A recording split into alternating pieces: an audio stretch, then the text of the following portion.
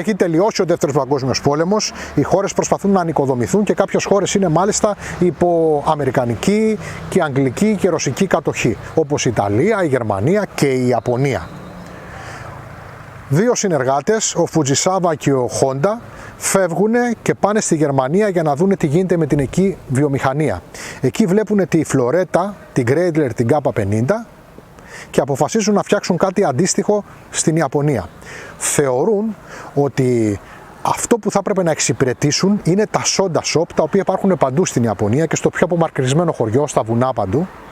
Και γι' αυτό το λόγο πρέπει να είναι ένα μηχανάκι το οποίο θα είναι πάρα πολύ εύκολο, πάρα πολύ φτηνό, εξευτελιστικά φτηνό στην κατασκευή, πάρα πολύ χρηστικό και θα πρέπει απαραίτητος να οδηγείται με το ένα χέρι. Διότι το μηχανάκι αυτό υπήρχε ο σκοπός να χρησιμοποιηθεί αποκλειστικά για delivery. Τα παπάκια είναι delivery. Έτσι λοιπόν σκέφτονται και αποφασίζουν και φτιάχνουν αυτό εδώ το μηχανάκι, το οποίο καλείται εν συνεχεία να εξυπηρετήσει τον σκοπό που είπαμε. Από τότε και μέχρι σήμερα έχουν συμβεί πολλά και πολλές αλλαγές. Έτσι λοιπόν θα μείνουμε να δούμε την ιστορία του παπιού.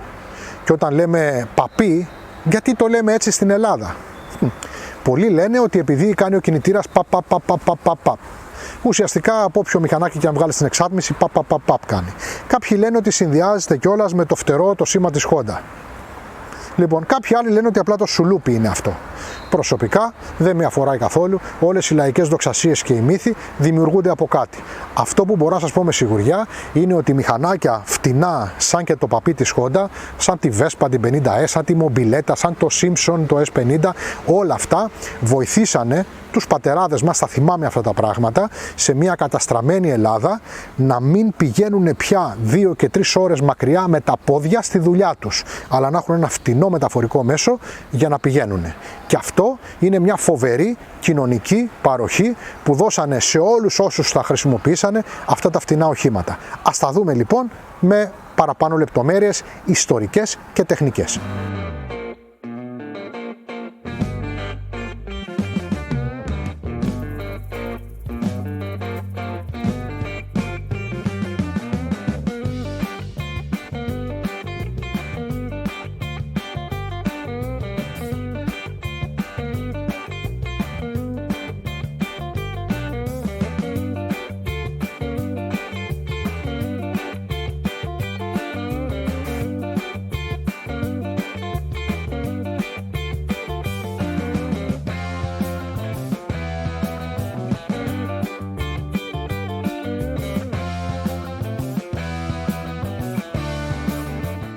Ιστορικά να πούμε ότι τα παπάκια της Honda ξεκίνησαν να παράγονται το 1956.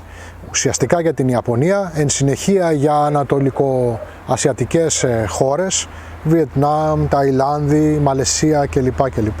Και εκεί παρέμειναν φυσικά, από σπόντα έχουν έρθει στην Ελλάδα και βγήκανε σε εκδόσεις από 49 μέχρι 124 κυβικά, με 3 ή 4 ταχύτητες ημιαυτόματες φυσικά και ζύγιζαν από 55 έως 90 κιλά αναλόγως τη χρονιά και το μοντέλο. Αξίζει να σημειωθεί ότι το 1960, τη χρονιά του 1960 και όχι τη δεκαετία, ήταν τα τελευταία παπάκια που βγήκαν στην Ιαπωνία. Από εκεί και πέρα τα παπάκια, τα περιβόητα παπάκια βγήκανε σε πάρα πολλές χώρες του κόσμου. Οι πρώτοι συνεργάτες των Ιαπώνων ήταν η Δημοκρατία της Κίνας, δηλαδή Ταϊβάν. Επί της ουσίας η ΣΥΜ, έτσι, και η Κίμκο αργότερα. Εν συνεχεία τα παπάκια φτιαχτήκαν όπου μπορεί να φανταστείτε. Σε χώρες τρελές όπως η Βραζιλία, σε χώρες που αδιανόητο φαίνεται να φτιάξαν παπάκια όπως το Βέλγιο και φυσικά στις τυπικές Ινδονησίες, Μαλαισίες, Βιετνάμ, Ινδίες κλπ. Αυτά λοιπόν όσο αφορά την ιστορική τοποθέτηση του C50, όπου το C50 είχε ως άμεσο αντίπαλό του το 50ράκι το δίχρονο της Yamaha, το οποίο ήταν το πρώτο που τοποθετήθηκαν πετάλια πάνω του, έγινε δηλαδή moped για να μπορεί να οδηγείται και να εισάγεται στην Ευρώπη χωρίς την ανάγκη διπλώματος μοτοσικλέτας. Τεχνοκρατικά τώρα, αυτό είναι το πρώτο παπάκι ουσιαστικά που βγήκε, το πρώτο που ήρθε και στην Ελλάδα. αν και ήρθε πολύ καθυστερημένα από την εποχή του. Είναι πολύ προγενέστερο μοντέλο από τα τέλη της δεκαετίας του 70 και αρχές της δεκαετίας του 80 που πουλήθηκε στην Ελλάδα. Πρόκειται φυσικά για το εξάβολτο στρογγυλοφάναρο. Και ο πιο εύκολος τρόπος να καταλάβει πολύ γρήγορα κάποιος ένα εξάβολτο και ένα 12βολτο είναι το τεπόζιτο. Το τεπόζιτο του εξάβολτου είναι βιδωτό πάνω. Το εξάβολτο, το 12βολτο έχει τεπόζιτο χωνευτό. Ωραία, ωραία. Στη συνέχεια ήρθαν και τα GLX, τα οποία ήταν μια ανάγκη για τη Honda, γιατί βγήκε η Yamaha με καλύτερο προϊόν, ποιοτικότερο, με άξονα, με καλές λαμαρίνες, με τετράγωνο φανάρι, με ωραίο κοντεράκι, πιο μοντέρνα πράγματα δηλαδή και πιο ποιοτικά, και έτσι αναγκάστηκε η Honda να μετατρέψει το 10βολτο, τοποθετώντας ένα τετράγωνο εδώ πέρα καινούριο τιμόνι, κόβοντας την ουρά και βάζοντας μια πλαστική πίσω, και να κάνει το GLX.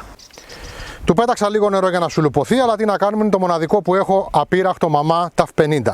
Και κατά πόσο ήταν ποιοτικά μηχανάκια αυτά, θα το καταλάβετε αμέσως τώρα. Το βλέπετε το μηχανάκι πως είναι, έτσι, το βλέπετε, δηλαδή δεν τίθεται θέμα. Από την αποθήκη μου το έβγαλα, το βλέπετε. Λοιπόν, προσέξτε, πώς σας φάνηκε?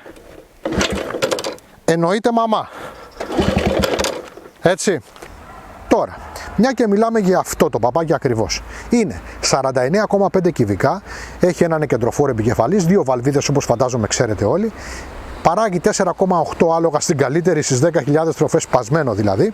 Έχει τρεις ταχύτητες, όπου η πρώτη είναι πάνω, η άλλη είναι κάτω η νεκρά, και μετά έχει δεύτερη και τρίτη. Δεν είναι δηλαδή κύκλος το κυβότιό του. Είναι 69 κιλά και το τεπόζιτό του χωράει το εξωπραγματικό νούμερο των 3 λίτρων βενζίνης, η οποία μπορεί να βγάλει και πάνω από 100 χιλιόμετρα, να σας πω την αλήθεια. Γνήσιος κινητήρας Honda, εντελώς γνήσιος από την αποθήκη μου, με τα απαραίτητα ποντίκια, σαύρες, οτιδήποτε υπάρχει μέσα, με το περιβόητο το καπάκι το Made in Japan, και εδώ πέρα κυλινδράκι, ξαπλωτός ο κινητήρας, κυλινδράκι, πάει η καδενούλα εδώ πάνω, εδώ είναι το γρανάζι, εδώ είναι οι δύο βαλβίδες, από εδώ το καρμπλατεράκι φτύνει ό,τι μπορεί το κακορίζικο, και έτσι λοιπόν αυτό το όμορφο μηχανάκι κινείται. Αυτόματο κυβότιο και ένα κινητηράκι, όχι δίχρονο, αλλά σε κάθε περίπτωση ελαφρύ. Ελαφρύ. Εδώ τι έχουμε τώρα? Σαν μοτοσικλέτα ανήκει στην κατηγορία underbone. Τι σημαίνει underbone? Τι σημαίνει underbone? Σημαίνει κάτω από το κόκαλο. Αυτή είναι η κεντρική ραχοκοκαλιά του σε 50, και κάτω από αυτό το κόκαλο υπάρχει το μοτέρ. Να το. Και έτσι αυτό το μηχανάκι, όπως και άλλα πολλά, ονομάζονται underbone. Ταυτόχρονα αυτό είναι ένα μεγάλο πρόβλημα του C50. Η σωλήνα του υδραυλικού που λέμε εδώ πέρα δεν είναι και τόσο κατάλληλη για πλαίσιο, και φυσικά με ένα καλό βάρος απάνω, με ένα βαρύ άνθρωπο σαν και εμένα και δυο καλές λακκούβες, μας αφήνει και αντικαθίσταται ή επισκευάζεται.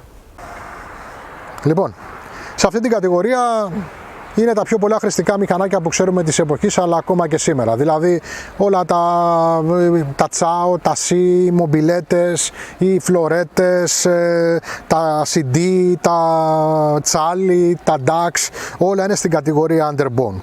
Λοιπόν, το μηχανάκι αυτό έχει φυσικά την ηλικία του γραμμένη απάνω με κεφαλαία γράμματα. Το ένα είναι ότι δεν υπάρχουν αναρτήσεις μπροστά παρά κάτι ελαττήρια μόνο, και ένα ταμπούρο που ο Θεός να το κάνει.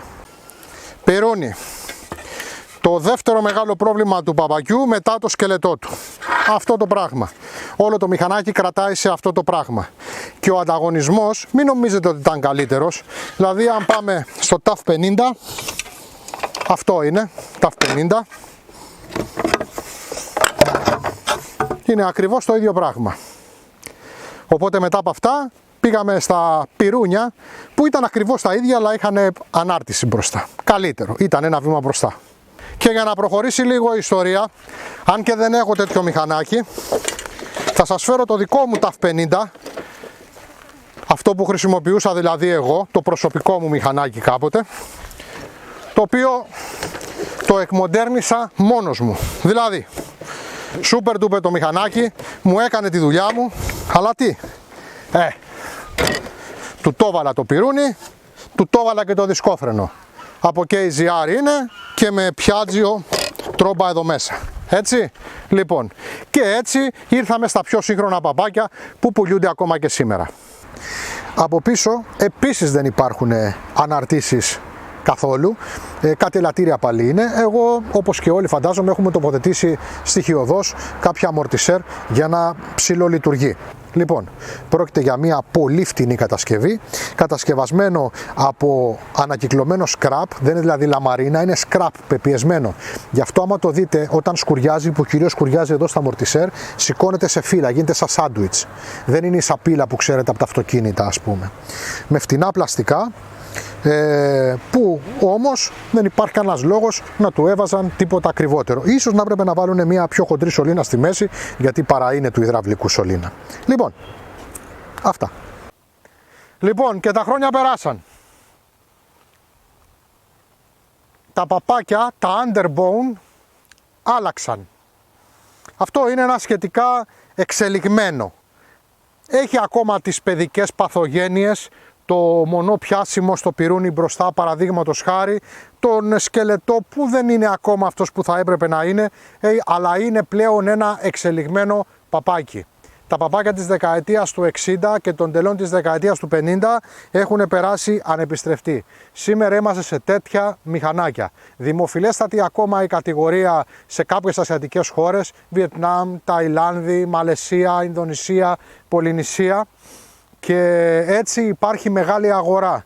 Όμως πια σε αυτές τις χώρες δεν υπάρχουν μόνο οι φτωχοί άνθρωποι που κάνουν delivery και θέλουν κάτι φτηνό που μπορούν να επισκευάσουν μόνοι τους, όπως είχε σκεφτεί στα τέλη της δεκαετίας του 50 ο Γιοσεχίρο Χόντα. Αλλά όλοι αυτοί οι άνθρωποι έχουν μεγαλώσει, έχουν κάνει παιδιά, τα παιδιά έχουν κάνει εγγόνια και τα εγγόνια, επειδή έχουν αυτή την εικόνα σαν μηχανάκι στο μυαλό τους, θέλουν να έχουν κάτι παρόμοιο. Όμως δεν το θέλουν πια για delivery, δεν το θέλουν πια για εργατικό. Το θέλουν γιατί είναι έφηβοι και θέλουν να ξεσπάσουν. Έτσι λοιπόν εμφανίζονται παπάκια σαν και αυτό, που μπορεί ακόμα να έχει τις παιδικές παθογένειες, το μονό δέσιμο παραδείγματος χάρη του πουρονιού μπροστά, αλλά έχει έναν ισχυρό τετράχρονο κινητήρα, παραδείγματος χάρη εδώ έχουμε 18 άλογα, είναι υδρόψυχτο, έχει 6 ταχύτητες, έχει συμπλέχτη, έχει μονοσόκ, έχει δισκόφρενα, έχει αυτή την ψευδαίσθηση του ανάποδου πυρουνιού μπροστά και γενικότερα είναι ένα μηχανάκι διαφορετικό.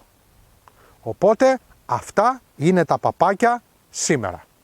Παιδιά, αυτά ήταν τα παπάκια. Εγώ είμαι η Γεωργία και από πίσω από την κάμερα ο Ιωάννης για τα κόκκινα φεγγάρια Motorcycle Rock Show. Ευχαριστούμε πάρα πολύ που μας είδατε.